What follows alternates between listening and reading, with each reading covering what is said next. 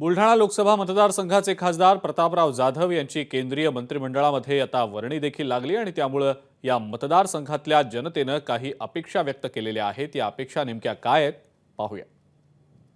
मी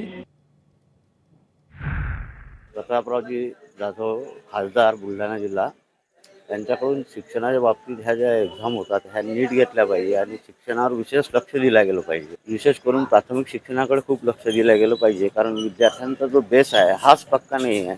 त्यामुळे वर गेल्यानंतर त्या विद्यार्थ्यांना खूप अडचणी येतात। महागाई एवढी झालेली आहे, परवडत नाही। सिलेंडर 1200 रुपये झालेले आहे, पूर्वी 400 रुपये होतं। बाजारात पण भाजीपाला किती महाग झालेला आहे। खासदाराकडनं अशा अपेक्षा आम्हाला की काहीतरी साधारण लोकांसाठी परवडेल असं काहीतरी करावं त्यांनी। हा बुलढाणा जिल्हा खूप अति मागासलेला आहे, त्यातल्या त्यात तालुका हा मागासलेला आहे। प्रतापराव जाधव आता केंद्रीय मंत्री झाले, तर केंद्रीय मंत्री या नात्यानं त्यांनी जिल्ह्यातील युवकांसाठी काहीतरी ठोस रोजगार उपलब्ध करून द्यावा, जेणेकरून त्यांचे संसार सुरळीतपणे सुरू होतील। आपल्या जिल्ह्यामध्ये MIDC किंवा कोणत्याही व्यवसायासाठी किंवा नोकरीसाठी काहीच नाही आहे। साहेबांकडून मला हीच अपेक्षा आहे की तरुण मुलांसाठी काहीतरी करावं। ABP माझा, उघडा डोळे बघा नीट।